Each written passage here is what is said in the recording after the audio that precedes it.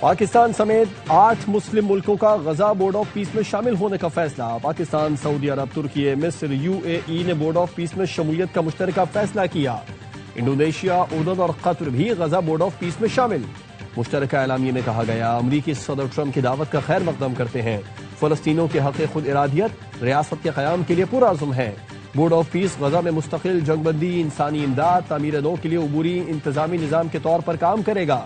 Board of peace خطے میں دیر پا امن، سلامتی اور استحکام کی راہ ہموار کرے گا۔ پاکستان سمیت شریک ممالک فلسطینیوں کے حق خود ارادیت، ریاست کے قیام کے لیے پورا عزم ہے۔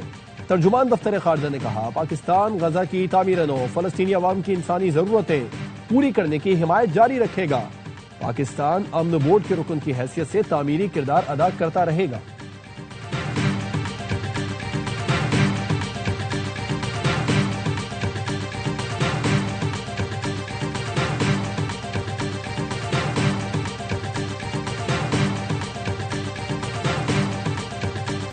انسٹھ مسلم ملک غزہ امن بورڈ میں شمولیت میں دلچسپی رکھتے ہیں۔ 59 ملک غزہ آ کر حماس کو نکال دیں گے۔ امریکی صدر ڈونلڈ ٹرمپ نے کہا، مشرق وسطیٰ میں امن قائم ہو گیا۔ کچھ مسائل حماس کے ہیں، حماس نے ہتھیار ڈالنے پر رضامندی ظاہر کی ہے۔ امریکی صدر ڈونلڈ ٹرمپ نے ورلڈ اکنامک فورم سے خطاب میں کہا، وہ برف کا ایک ٹکڑا مانگ رہے ہیں جسے گرین لینڈ کہتے ہیں۔ نیٹو کے لیے جو کچھ کیا اس کے بدلے گرین لینڈ مانگنا معمولی سی بات ہے۔ ہم گرین لینڈ میں ہوں گے تو نیٹو ممالک کی 100% حفاظت کر سکیں گے۔ گرین لینڈ پر نیٹو کے پاس 2 آپشن ہیں، ہاں یا نہ۔ امریکی صدر ٹرمپ نے پھر مودی سرکار کی دکھتی رگ پر ہاتھ رکھ دیا۔ خطاب میں پاک بھارت جنگ کا ذکر کرنا نہیں بھولے۔ کہا، پاک بھارت جنگ سمیت کئی جنگیں رکوائی۔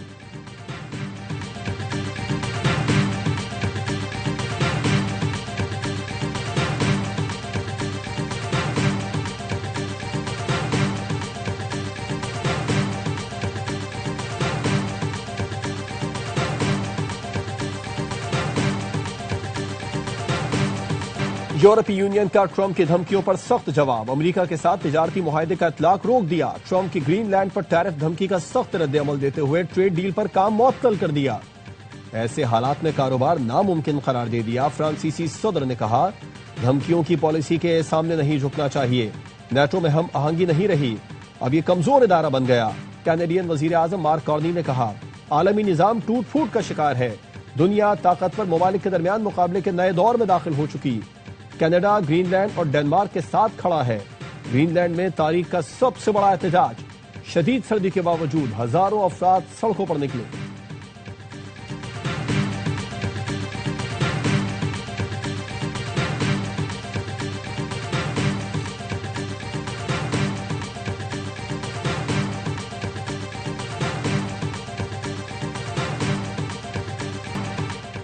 پاکستان مشکل حالات سے نکل آیا، اقتصادی استحکام کی راہ پر گامزن ہے۔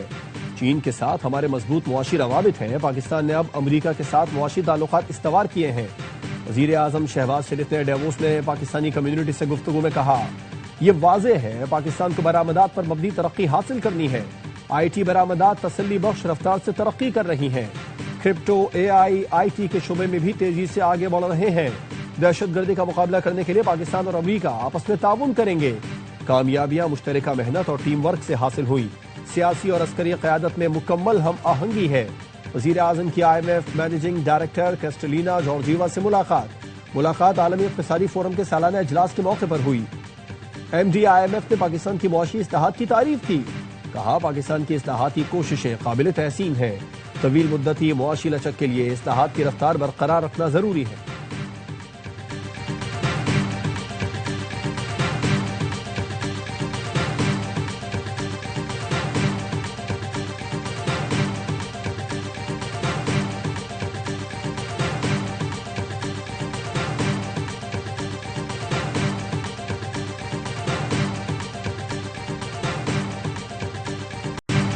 سانحہ گل پلازا میں جاں بحق مزید 5 افراد کی DNA کے ذریعے شناخت۔ 26 سال کے چرچل مسیح، 40 سال کے سرفراز نور، 32 سال کے محمد سعد، 24 سال کے محمد عثمان اور خاتون مصباح کی بھی شناخت کر لی گئی۔ پولیس سرجن ڈاکٹر سمیہ سید نے بتایا کہ اب تک 16 میتوں کی شناخت کا عمل مکمل کر لیا گیا۔ 6 کی شناخت چہرے کی ساخت، 1 شخص کو شناختی کارڈ اور باقی 9 کی شناخت DNA ٹیسٹ سے کی گئی۔ ڈاکٹر سمیہ نے خدشہ ظاہر کیا ہے کہ ملبے سے باقیات مل رہی ہیں۔ ان کی حالت انتہائی خراب ہے، جس کی وجہ سے ڈی این اے کے لیے سیمپل بھی نہیں لیے جا سکتے۔ آگے چل کر شناخت کے عمل میں مشکلات کا سامنا کرنا پڑے گا۔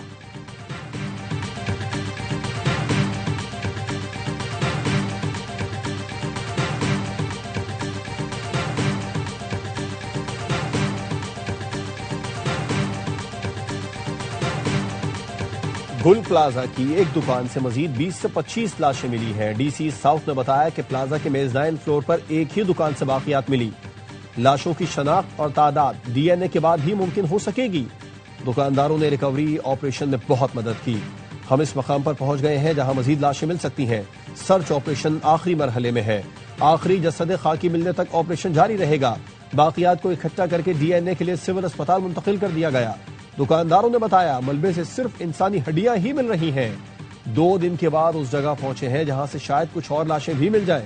سانحہ گل پلازا میں جاں بحق افراد کی تعداد 63 ہو گئی۔ 86 افراد لاپتہ رپورٹ ہوئے تھے۔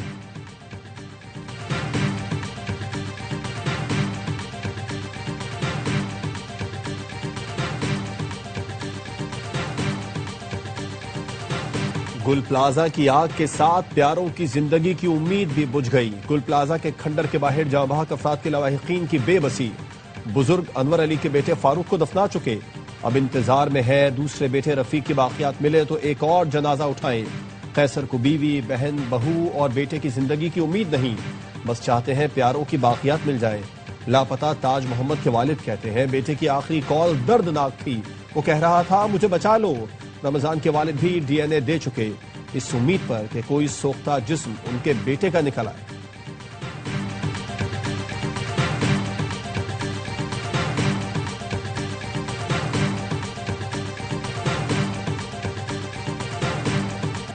صدر world women organization Salman Iqbal کا گل پلازا کا دورہ۔ صدر گل پلازا یونین تنویر پاستہ اور تاجر برادری سے ملاقات۔ سلمان اقبال کا گل پلازا متاثرین کو 5 سے 6 ارب روپے بطور قرض دینے کا اعلان، ہر ممکن تعاون کی یقین دہانی بھی کرائی۔ صدر world women organization Salman Iqbal کی سانحہ گل پلازا پر گہرے افسوس اور متاثرین سے دلی ہمدردی کا اظہار، کہا دکاندار دوبارہ اپنا کاروبار شروع کریں اور جب قرض واپس کر سکیں تب کریں۔ گل پلازا سے صرف کراچی نہیں پورے ملک کو معاشی سپورٹ ملتی تھی۔ گل پلازا یونین کے صدر تنویر پاستہ نے کہا سلمان اقبال آئے ہمارا حوصلہ بڑھایا۔ سندھ حکومت نے دکانداروں کے نقصان کا مکمل ازالہ اور دکانوں کو دوبارہ تعمیر کرنے کی۔ سانحہ گل پلازا کو 5 روز گزر گئے، امدادی سرگرمیوں کے ساتھ تحقیقات بھی جاری۔ تخریب کاری کے شبے کے پیش نظر بم ڈسپوزل اسکواڈ کا گل پلازا کا دورہ۔ عمارت کے مختلف حصوں سے فرش، دیواروں کے نمونے لیے جو فورنزک لیب بھجوائے جائیں گے۔ ذرائع کا کہنا ہے بظاہر عمارت میں کسی تخریب کاری کے شواہد نہیں ملے۔ سانحہ گل پلازا کی تحقیقاتی کمیٹی کا اجلاس، ریسکیو آپریشن میں مشکلات سمیت دیگر پہلوؤں کا جائزہ لیا گیا۔ ذرائع تحقیقاتی کمیٹی کا کہنا ہے متاثرہ تاجروں اور فیملیز کے بیانات بھی ریکارڈ کیے جائیں گے۔ کمشنر کراچی کا کہنا تھا رپورٹ تیار کر کے وزیر اعلیٰ سندھ کو پیش کریں گے۔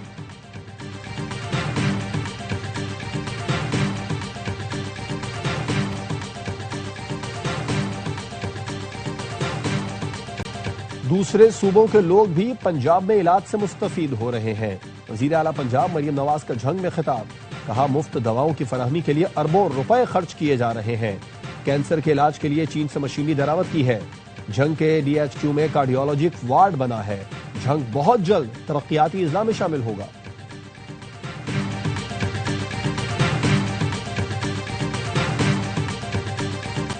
حکومت نے ہاتھ ملانا ہے تو دونوں ملائیں، ایک ہاتھ سے مکہ اور دوسرے سے مصافحہ نہیں چلے گا۔ سیاسی جماعتوں کی بات چیت میں شرائط نہیں لگنی چاہیے، گفتگو سے ہی مسائل حل ہو سکتے ہیں۔ Chairman P T I barrister Gohar کہتے ہیں مذاکرات کا اختیار محمود اچکزئی اور ناصر عباس کے پاس ہے۔ علی محمد خان نے کہا پی ٹی آئی مذاکرات کے لیے تیار ہے، حکومت کو موقع ضائع نہیں کرنا چاہیے۔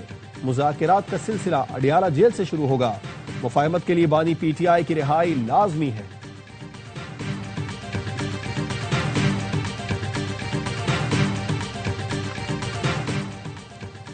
حکومتی اتحادیوں کے ایم این ایز کی اپوزیشن لیڈر محمود اچکزئی سے غیر رسمی گفتگو۔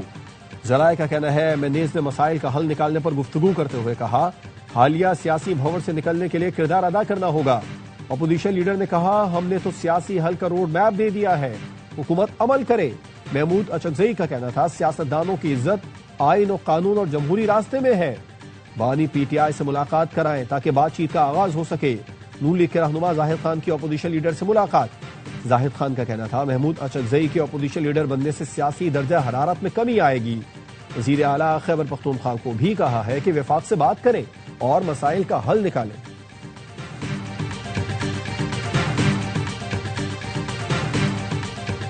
ورلڈ کپ کھیلنے بھارت آؤ ورنہ ٹورنامنٹ سے باہر جاؤ۔ آئی سی سی نے بنگلہ دیش کی T20 ورلڈ کپ کے لیے بھارت نہ جانے کی درخواست مسترد کر دی۔ آئی سی سی نے بتایا فیصلہ بورڈ میٹنگ میں ووٹنگ کی بنیاد پر کیا گیا۔ ووٹنگ میں بنگلہ دیش کا موقف اکثریت سے مسترد ہوا۔ آئی سی سی کا کہنا ہے بنگلہ دیشی ٹیم بھارت نہ گئی تو رینکنگ کی بنیاد پر متبادل ٹیم شامل کی جائے گی۔ آئی سی سی نے بنگلہ دیش کو فیصلے پر نظر ثانی کے لیے 1 دن کا وقت دیا ہے۔ بنگلہ دیش نے فاسٹ بولر مستفیض الرحمان کو آئی پی ایل سے نکالنے اور سیکیورٹی خدشات پر بھارت نے ورلڈ کپ کھیلنے سے انکار کیا تھا۔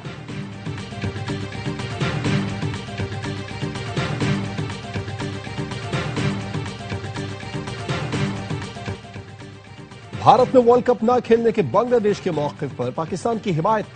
بھارتیوں کی عقل ٹھکانے آ گئی۔ پاکستان کے خلاف زہر اگلنے والے بھارتی صحافی وکرانت گپتا نے بھی پینترا بدل لیا۔ Chairman P C B Mohsin Naqvi کے گن گانے لگے۔ کہا پہلی بار پی سی بی سے کوئی ایسا آیا جو آنکھوں میں آنکھیں ڈال کر بات کرتا ہے۔ پاکستان کرکٹ بورڈ نے آئی سی سی کو خط لکھ کر بنگلہ دیش کے بھارت نہ جانے کے موقف کی تائید کی تھی۔ 18ویں ترمیم پر بات کرو تو پھڑپڑاہٹ شروع ہو جاتی ہے۔ 18ویں ترمیم کے بعد اگر سب اچھا ہے تو کیا کراچی میں آگ بھی اچھی ہوئی؟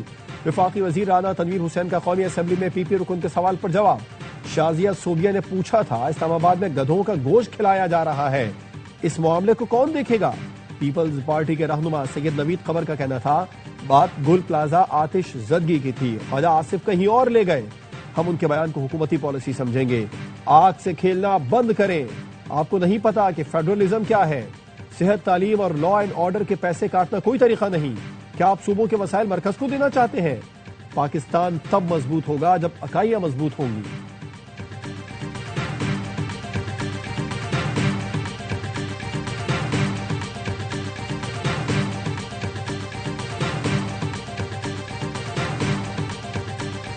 محسن نقوی اور طلال چودھری سے مفتی منیب الرحمان کی سربراہی میں وفد کی ملاقات۔ وفاقی وزیر داخلہ نے مسائل حل کرنے کی یقین دہانی کرائی۔ وزیر مملکت برائے داخلہ طلال چودھری کی سربراہی میں کمیٹی تشکیل دے دی۔ مفتی منیب الرحمان اور دیگر علماء کرام بھی کمیٹی کا حصہ ہوں گے۔ محسن نقوی نے کہا مفتی منیب قابل احترام ہے، ہمیشہ اتحاد، اتفاق اور ہم سب ایک یکجہتی کی بات کرتے ہیں اور پاکستان سب سے پہلے ہے۔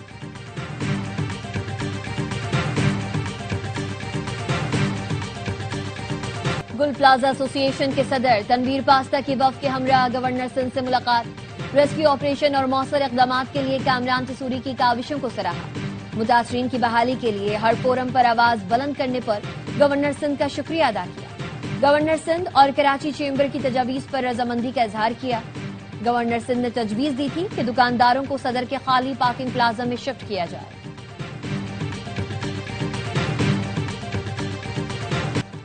ایران کے اندرونی معاملات میں مداخلت اور دہشت گردی کی پشت پناہی پر امریکہ کو جواب دہ ٹھہرایا جائے۔ ایرانی وزیر خارجہ عباس عراقچی کا مطالبہ۔ کہا حالیہ واقعات امریکہ اور اسرائیل کا تیار کردہ منظم خونی منصوبہ تھے۔ شرپسندوں کی تربیت اور اسلحہ فراہمی براہ راست دہشت گردی ہے۔ سینکڑوں شہری اور سیکیورٹی اہلکار جاں بحق ہوئے۔ صدر ٹرمپ کی دھمکیوں پر عالمی برادری سے فوری نوٹس لینے کا مطالبہ۔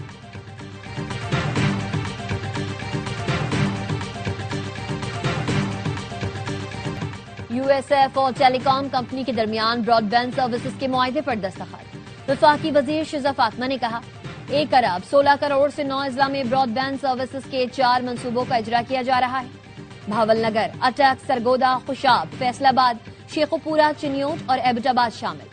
ان اضلاع میں ہائی سپیڈ براڈ بینڈ اور وائس کمیونیکیشن سروسز شروع کی جائیں گی۔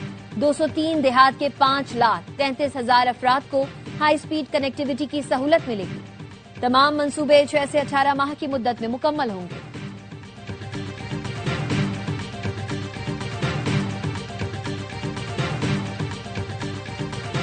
مغربی سسٹم کے باعث خیبر پختونخوا اور آزاد کشمیر میں بارش اور برفباری کا امکان۔ این ڈی ایم اے نے الرٹ جاری کر دیا۔ دریائے کابل اور ملحقہ ندی نالوں میں طغیانی کا خدشہ۔ سوات، چترال، بنیر، شانگلہ اور دیر میں سیلابی صورتحال کا امکان۔ بلوچستان کے مختلف اضلاع میں آج سے بارش اور برفباری کی توقع. کراچی میں کل ہلکی بارش اور جمعے سے سردی کی شدت میں اضافے کی پیشگوئی. فی تولہ سونے کی قیمت میں 5 لاکھ روپے سے تجاوز کر گئی. 12,700 روپے اضافے سے فی تولہ سونے کی قیمت 5,06,362 روپے ہو گئی. 10 گرام سونا 10,888 روپے مہنگا ہو کر 4,34,123 روپے کا ہو گیا. صرافہ بازار میں چاندی 14,500 روپے فی تولہ پر ٹریڈ کر رہی ہے.